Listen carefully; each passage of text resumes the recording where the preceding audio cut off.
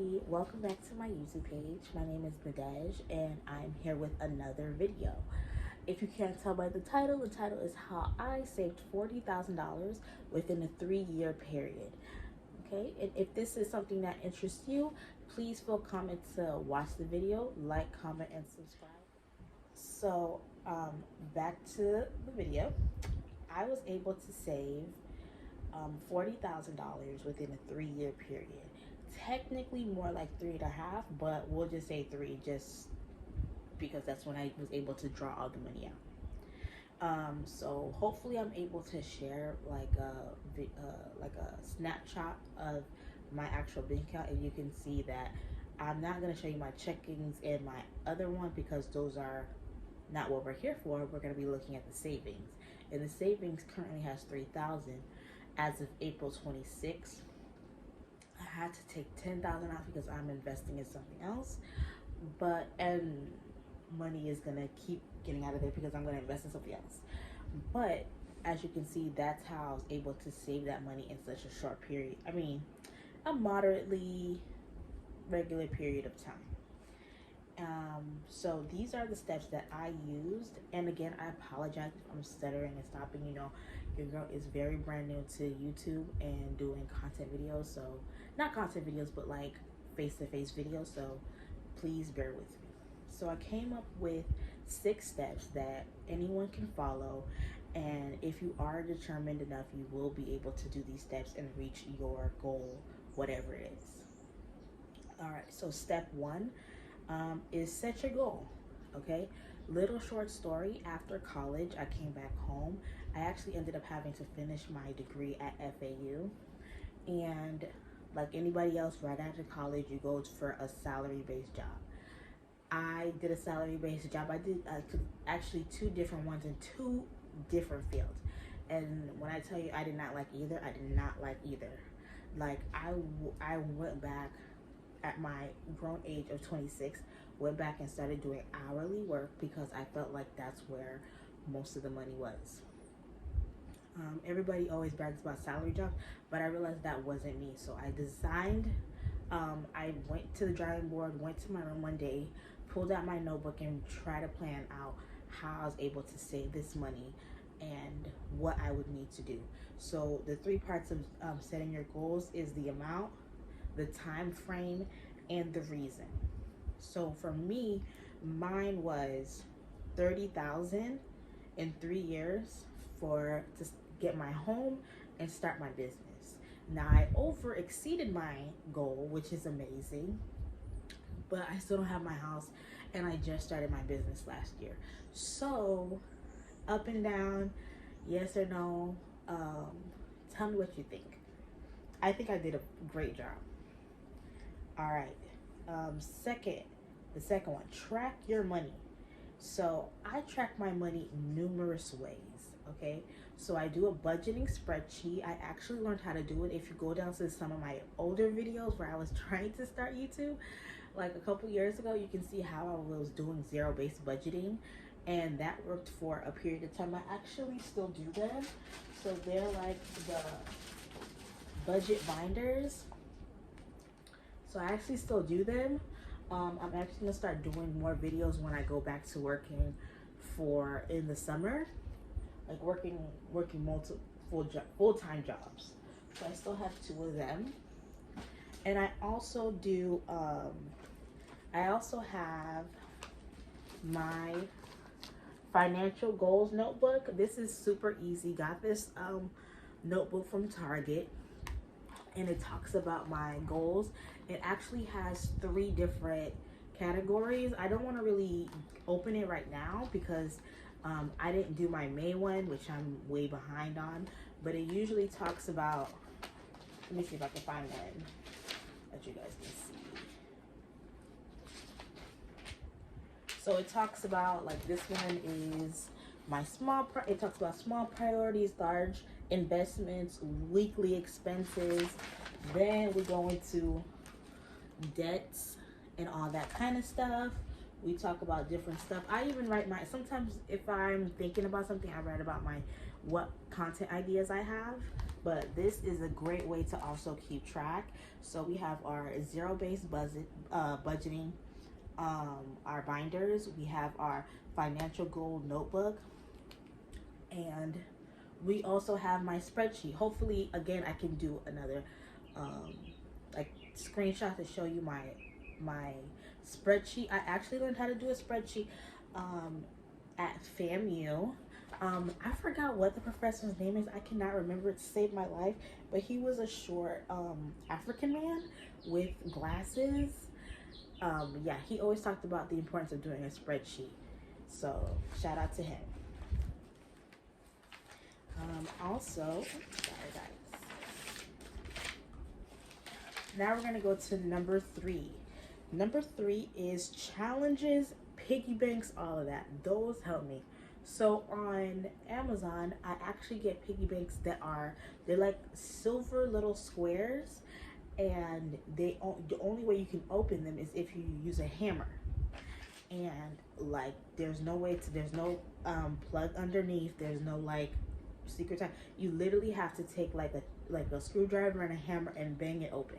I get those. I get like 4 a year, and then I start my challenges. I also have different goals for myself. So with these, let me show you. These are my 1s in 5 challenge. This one was for, you can see it was for February and March 2023, and it is packed to the brim, honey. Okay. And those are my 1s and 5s, and this one is for April and May. It's also packed up. I broke this on it because it's so full, and May is just started, so we can just see how that is. So I usually do these challenges for my birthday or something like that. Like this is extra money. This is how I save. I do challenges. I've done the envelope challenge a couple of times, where you do $100 envelopes. Sorry, 100 envelopes, 1 through 100, and I put them in my silver piggy bank. I cannot open them until it's time to open them, and those are big pocket spenders. Like when you're done with them, it's $5,000 right there. I've done it maybe 4 times, and I was able to accumulate, what is that, 20,000 just from those. And it sucks having to do them sometimes because, you know, bills come and bills go. But at the end of the day, just knowing that you have this secure saving just keeps you pushing forward. And that's how I'm able to do them. Okay. And also when you're saving, because let's go back to when I say do an appropriate time frame. You don't want to just save because you start looking like somebody has like save. Like you start looking kind of crazy. So respectfully, when you're saving, and I'm not trying to be like, you know, disrespectful or rude, but when you're saving, try to have it at a reasonable amount that's not going to hurt you in the long run. Like you never want to say, hey, I'm going to save this $100 instead of getting my medication because I want a house in 2 months. That's ridiculous. That's crazy. And I've actually heard people say that. Like, don't lose yourself when saving. And now this also goes into number 4, which is risk and reward. Risk and reward, this is kind of like in between. I am definitely for all saving, but I also did not lose myself while saving. Within my first year, so let's talk maybe around the end of 2019 to 2020 was when I first started trying to do these challenges and saving. When I tell you, I looked busted. I was super tired. I was super weak. I looked crazy. They probably thought I was homeless because I was just trying to save money. And that's kind of, and then once you save a certain amount, and I'm not gonna lie, I probably could have saved more, but after I saved a certain amount, I was like, baby, I'm balling out. Okay, so you never want to sit here and deprive yourself so long that when you finally get money, you're just spending because that's what's gonna happen. So you have to go ahead and try to save a reasonable amount that can work with you without you completely losing who you are. I get it. Sometimes girls are like, I'm not gonna do my nails for 6 months. I'm not gonna do my hair for 3 months. I'm just gonna do braids or whatever. Um, I'm gonna do braids at TT House instead of going to a salon. I get it. Like, you know, you have your reasons, but when you start like reducing regular stuff, like I'm not gonna wash my hair with certain. I'm gonna use the dollar store wash. People can start telling, or I'm gonna start making my own deodorants. People can tell. Like, that is not something that you need to be doing. Um, when you're saving, remember, save so you are save for the future. Don't kill yourself for the future, if you know what I mean. I hope that makes sense to a lot of you guys. All right, number 5, and this one is very, very important. Like, this is literally something that I'm so happy I had at the time. And I really, really want you guys, and I really hope that the people that are watching and listening are able to have this. But collab with trustworthy people. Collab with trustworthy people. Okay? How I was able to save this money was I was obviously getting paid, but I was putting it in an account that only my grandmother could take out. And because she was so in her last days, because she just recently passed away, God rest her soul. In her last days, she didn't go to the bank. She didn't go to the bank. She only did paper statements, so obviously I was still able to see what was in the account. And my name was on it, but only as a beneficiary. So we talked about it, and we were still able to communicate with each other, and I was still able to put money in that account. Again, this is another example of risk and reward, which is number 4. One thing I regret doing was I was putting so much into that account that and it started to auto draft too out of my paychecks. That there was one time when I did leave one job. I was working 2 jobs. I was working as a full-time teacher, and I was also working at the hospital overnight. When I tell you, girl, was tired, I was tired, but I was killing it. I was literally making about $5,000 every paycheck. But I was also doing my notary business, and it was kicking off. Like, out of maybe my first 4 months, I was okay.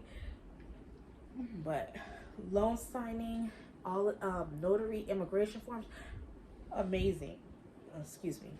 But I was making a good amount of money. And I was like, you know what? I need to save this good amount of money. So I was putting maybe 80% of what I was making in that check. It was just sending automatically in that check and in that account.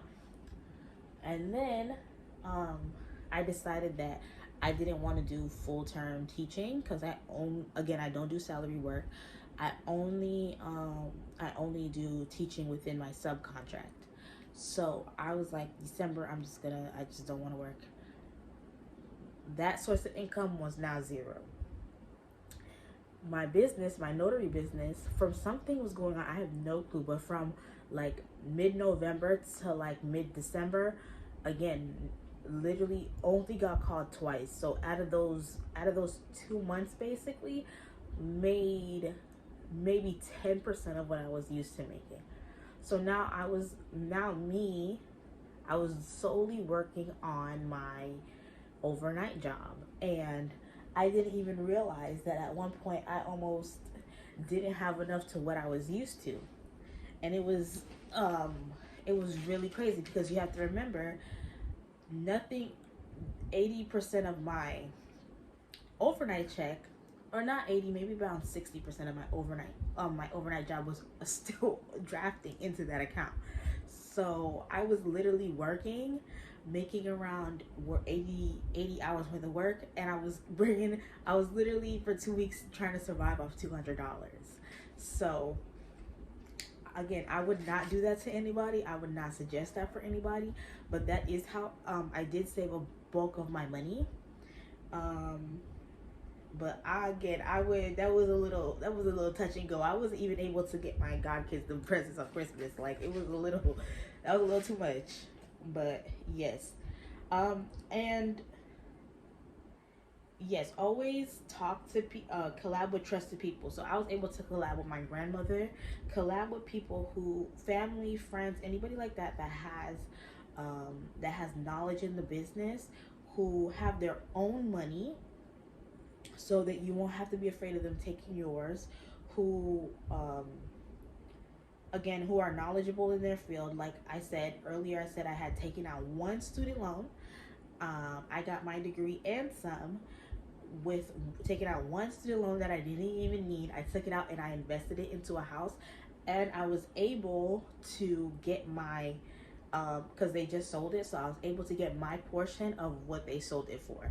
So I really, when I tell you I flipped basically $3,000 into maybe around like over 10 times as much, I did, and it took me a period of 3 years. So, and that money is also going to get flipped.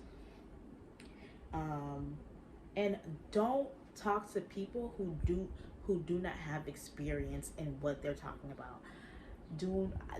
I lost a lot of time. I wasted a lot of time listening to people who really had no experience in what they were talking about. Stay away from those kind of people. These are the ones that tell you billionaires don't wear designer clothes. They do. These are the ones that talk about CPN and all this other stuff. Don't care. The ones who literally will try to give you financial advice, and they have taken out 3 PPP loans and refuse to pay them back. They'll tell you, don't pay your student loans, don't do this, don't do that, whatever. Government will take care of it. The government does not like black people. Pay off your student loans, pay off your stuff, and keep it moving. Like, these people will literally stop with their day, give you unsolicited advice, and it's not worth a dime. Remember, do not take advice from people who you don't want to live their life. Like, if you look behind them and see their life is in shambles, do not take financial advice from them. Don't. Okay? And then my last thing is, do your research. This is something that I'm continuously doing. And this goes into, don't listen to people that don't have any experience in what they're talking about, because I really had to do my financial research, and what I'm able to get as, even when I was in college, that's exactly how I didn't pay for college out of pocket. While my friends were taking out $40,000 worth of loans, and I suggested to them, do this, and this, and they didn't listen. Now I have no student loans, and they have over $100,000 worth of student loans. But don't listen to me, okay? Just kidding. But yeah, do your research on different kind of savings account. Currently, if you look back at my screenshot, my account has a 0.1% interest rate on it, compounded. That means, so like, if you have $10,000 in the bank, you get 0. Whatever. So that's like 10 cents, 1 cent, whatever. Compounded means that next month it's going to be 20 cents, and then next month they're going to add 30 cents. So that's how my savings account is right now. So, and I've also done my research on different stocks that I want. Currently, actually, I'm gonna make another video about stocks, but I don't know if sorry about the stuttering, but I don't know if anybody else has heard it, but Apple has this new account that has interest that's 4.15%, and I was like, that is crazy. That is nuts. Now think about if I would reallocate that $30,000 that I have in my 0.01 compounded monthly to now go into that account. But I think it's something yearly, so I have to look closely at that account just to see if it's worth the trade. I'm pretty sure it is, but you know, always do your research. Always see what policies you're in. See what home loans you are in. As somebody who is a full-time substitute teacher, well, most of the year, part of the year, but as some I refuse to give that up, because being a teacher, even though it's ups and downs and all that stuff, there's still things that we qualify as educators that other people aren't, especially home loans and stuff like that. Even like vacation wise, Disney wise, don't get me started. Always do your research. Even different policies that would work, different businesses. So if you didn't know, I had multiple businesses before. This last one is the one that I'm actually like doing myself, but I've been a part of different businesses. I've been in a vending machine business.